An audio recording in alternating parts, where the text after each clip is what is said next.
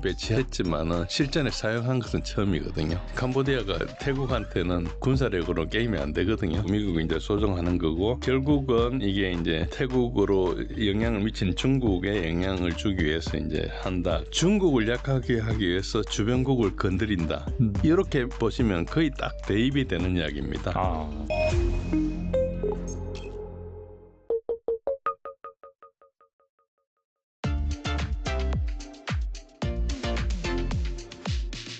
또 하나의 전장이 갑자기 등장을 했는데 바로 태국과 캄보디아의 전쟁입니다.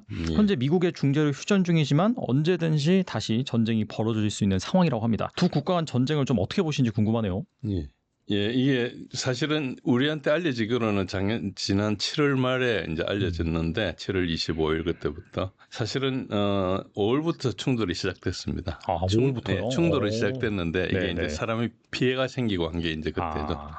5월에 이제 캄보디아가 먼저 도발을 했어요. 캄보디아가 이제 그 분쟁 지역이 있는데 그 이제 사원이 있는데 그 지역에 이제 그 태국군이 병력을 배치해가지고 이제 갈등이 좀 유발된다 이런 주장을 하면서 지뢰를 매설했어요.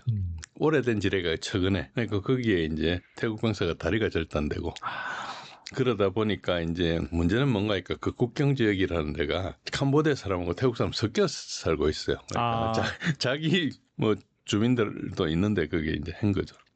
그러니까 태국은 대응을 해야 되니까 F-16을 가지고 대응을 했고 그리고 드론을 가지고 했는데 이제 F-16에는 우리나라에서 가져간 그 무장을 가지고 했죠. 그래서 이제 캄보디아의 주거 지역이 이제 좀 발사를 했어요. 그런데 그것은 엄밀하게 보면 태국이 약간 정당방위에 해당되거든요. 그래서 그거 자체는 문제가 안 되는데 아까 말씀하신 대로 미국이 뭐 중재를 했다고 뭐 주장을 하는데 미국이 아니고 말레이시아가 중재를 했습니다. 그 말레이시아가 중재하고 왜 미국이 중재가 안 되는 거니까 그 배경에 미국이 조장한 게 있거든요. 약간 대리전 성격이죠. 현재 휴전 상태고 이게 아세안이라는 틀 안에서 이걸 이제 하고 있어요. 그래서 말레이시아가 그 안에서 약간 어른 노릇을 조금 한 거죠. 양측 이제 군사 이동을 제한하기로 하고 그래가 일단 봉합을 해놨는데 지금도 간혹 뭐 이렇게 도발한다는 이야기가 들리는데 큰 건 아니고 가끔 이렇게 그런 정도로 있고요. 예, 그런 상태입니다. 분쟁 자체는 그렇고요. 그리고 이제 그걸 하면서 우리나라 이제 ADD에서 개발한 KGGB 요거를 가지고 사용했죠. 이게 이제 우리는 여기 뉴스가 됐는데 왜 그런가 하니까 우리가 이걸 실전 배치했지만은 실전에 사용한 것은 처음이거든요. 그래서 이거고 이제 GPS 유도 폭탄이라 해서 재래 폭탄에다가 이제 키트를 달았어요. 그래서 조금 오래 이제 날개를 달고 오래 가면서 GPS 유동 장치로 하고 이게 이제 KGGB가 다른 것보다 좀 좋은 게 보통은 폭탄을 유도 장치를 하려면 항공기하고 체계 통합을 해야 되거든요. 항공기 안에 그 조종하는 그 모듈을 심어야 되는데 이거는 이제 PDU라 해가지고 조종사가 이제 따로 이렇게 가지고 갈 수 있는 그걸 가지고 하기 때문에 체계 통합이 필요 없어요. 그러니까 체계 통합이 본래 비행기를 손대는 거기 때문에 배보다 배꼽이 크거든요. 예, 그 체계 통합 웬만하면 막 몇천만 원씩 하고 이래요. 그 비행기 한 뭐 200~300대 하는데. 그런데 그런 비용은 안 든 대신에 다만 이제 조종사가 자기 계기판에 있는 그거 말고 별도로 하나를 들고 그걸 가지고 해야 되지 않습니까? 약간 그래서 산만할 수가 있죠. 그거 조종할 때 뭐 그런 단점이 있는데 뭐 비용 싸고 하는 걸로 보면 되게 좋은 거죠. 그런 것이 있고 여기에 이제 기본적으로 JDAM이라는 폭탄이 이제 그야말로 이제 그거고요. 이게 이제 98년도에 미국에서 이제 보잉사에서 만든 건데 이 멍텅구리 폭탄은 이제 스마트 폭탄으로 만든 거고 이제 이번에 러우전에서는 그 UMPK라는 이 키트를 붙인 이제 파브 500에서 3000까지 3000은 3000톤짜리 폭탄이에요. 그러니까 엄청난 폭탄을 이걸 가지고 써서 이걸로 우크라이나에 피해를 많이 주고 있죠. 예. 그거랑 같은 종류입니다. 그런데 우리는 500파운드니까 227kg거든요. 네. 그러니까 이거 뭐 크게 이제 위력은 뭐 그렇게 3000파운드처럼 큰 건 아닌데 그래도 뭐 웬만한 표적은 다 제압을 할 수 있죠. 그렇다면 그 캄보디아가 좀 확실히 태국과의 이번 전쟁에서 많은 피해를 봤다라고 볼 수 있을까요? 어떻게 보세요? 예, 피해는 봤죠. 그런데 뭐 그 전쟁 규모가 대단히 나지 않았기 때문에 물론 40명인가 몇십 명인지 기억이 안 나는데 그 양쪽에 하고 뭐 부상도 뭐 거의 1,000명 가까이 당하고 했는 민가하고 살고 거기는 뭐 거의 숲 속에 사람들 이렇게 지놓고 살잖아요. 그러니까 뭐 그 보호가 잘 안 되니까 주거 형태가 우리처럼 강화 콘크리트나 이런 것도 아니고 철근 콘크리트 집에 사는 것도 아니까 그런 피해는 있었는데 뭐 거의 캄보디아가 태국한테는 군사력으로 게임이 안 되거든요. 그렇죠. 그러니까 뭐 그 해봐야 그냥 한번 자기가 어떤 행동을 하는 정도지 실제로 의미 있게 할 수는 없습니다. 아무튼 간에 이 태국과 캄보디아의 전쟁이 미국과 중국의 대리전 성격을 갖는다. 그런 해석도 있는 것 같은데 여기에 대해서 말씀해 주신다면요? 예, 그거는 뭐 누가 그렇게 보셨는지 모르지만 굉장히 정확하게 보신 거고요. 이것을 이제 저는 이제 그 우리 탤런트 투자 그 시청자분들한테 이제 러우전을 이야기하면서 러시아가 이제 미국이 러시아를 어떻게 공격하냐 이런 설명을 여러 번 드렸는데 그랑 유사합니다. 일단은 여기 같은 편이 누군지 이걸 먼저 알아야 되는데요. 그러니까 미국이 태국과 중국을 압박하기 위한 이걸 수단으로 삼고 있습니다. 그래서 태국은 정권이 그 권력을 가진 층이 한 두세 개 그룹으로 나눠 있어요. 군대가 있고 왕실이 있고 그리고 일반 정치인들이 있어요. 정치인들이 뭘 잘못하면 군대가 쿠데타를 일으키면은 그 쿠데타 결과를 국왕이 승인해줘요. 이게 되게 그러니까 신기한 시스템이네요. 신기한 시스템이죠. 그러니까 국왕이 굉장히 존경을 받아요. 이게 약간 종교적인 성격도 좀 있고 종교는 아닌데 어쨌든 그러니까 상징적인 존재로 봐야 되나 아니면 그 이상이라고 상징적인 존재지만은 이제 예를 들어서 쿠데타를 하고 나면은 쿠데타를 일으킨 사람이 내가 왕이 되는 게 아프리카 스타일이잖아요. 뭐 자기가 대통령을 한다든지 그래서 뭐 여러 뭐 상사 출신들 대통령도 많죠. 아프리카 가면은. 그런데 여기는 쿠데타를 한다고 해서 군이 정권을 잡는 게 아니고 쿠데타를 해서 왕이 잘했다고 승인을 하면은 정치를 좀 바꿔요. 다른 사람이 정치를 하거나 뭐 이렇게 해가지고 일단 지금 다른 쿠데타하고 상당히 다르죠. 그러니까 왕이 그렇게 두세 개라 그러는 것이 군하고 왕이 같은 편은 아니고 이제 나라가 시끄러워서 쿠데타를 해가지고 정권을 저거 하고 나면 이제 왕이 승인하는 그런 시스템입니다. 여튼 그렇게 보시는 게 좀 비슷하고요. 그러다 보니까 이제 정치하는 직업 정치인들이 하나의 어째 보면은 군한테 견제를 받아요. 약간 건강할 수도 있죠. 어째 보면은 어째 보면 그러니까 태국의 쿠데타가 뭐 40몇 번, 50몇 번 엄청나게 많이 자주 일어나고 그러니까 그게 그냥 약간 견제하는 역할 이런 정도로 한다고 보면 되고요. 그래 이제 진짜 그 권력은 군대하고 왕실인데 뭐 군대에도 그 왕족 계통이 좀 있겠죠. 뭐 우리 잘은 모르지만은.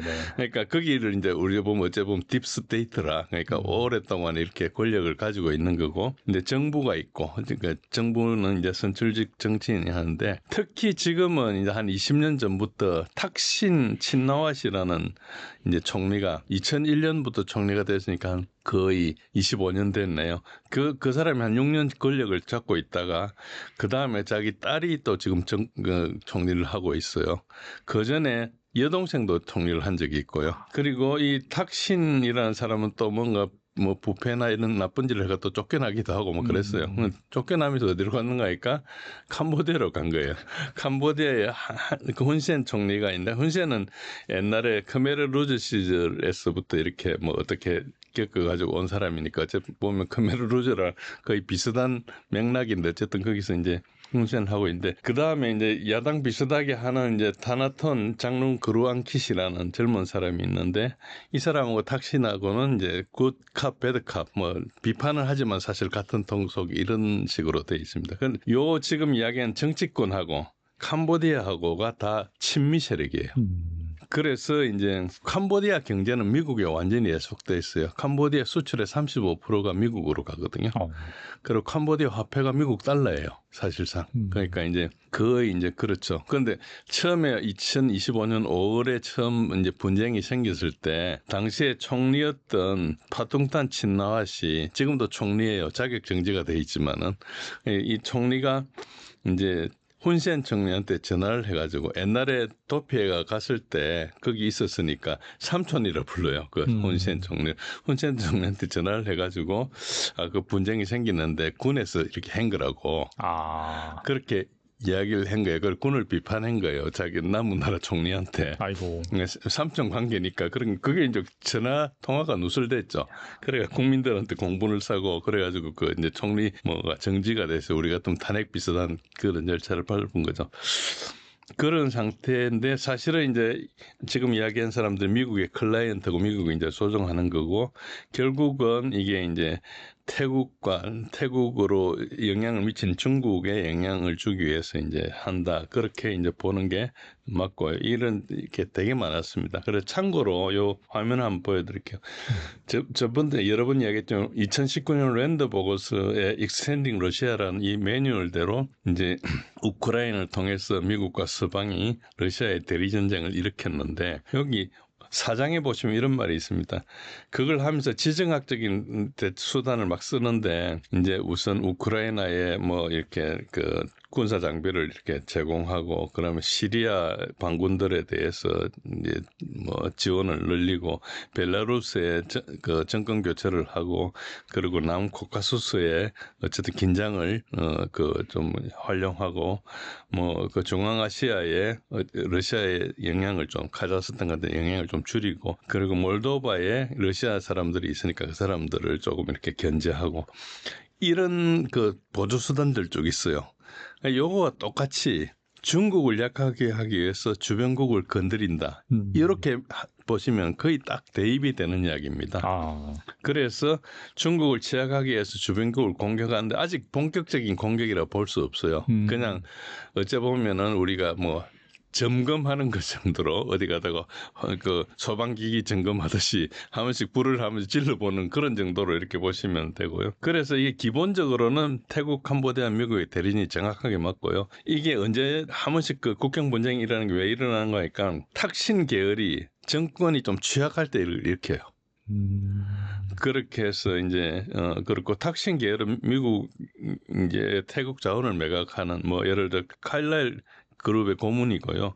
그다음에 태국 국영 에너지 기업 이런 것들도 이제 다 탁신이 가지고 하고 뭐 나중에 이라크 파병도 하고 CIA의 성함 프로그램도 취재하고 뭐 여러 가지 했는데 기본적으로는 이제 2003년도에 탁신이 총리를 할 때 비나토 동맹 지위를 미국이 부여해 줬어요. 그런데 2006년도에 쿠데타 일어나가지고 축출이 돼버렸어요. 그래가지고 도망가가 영국에 있기도 하고 뭐 태국의 그 무선 통신 회사를 다 자기가 가지고 있기도 하고 뭐 이런 가쁘기도 하고 그렇거든요.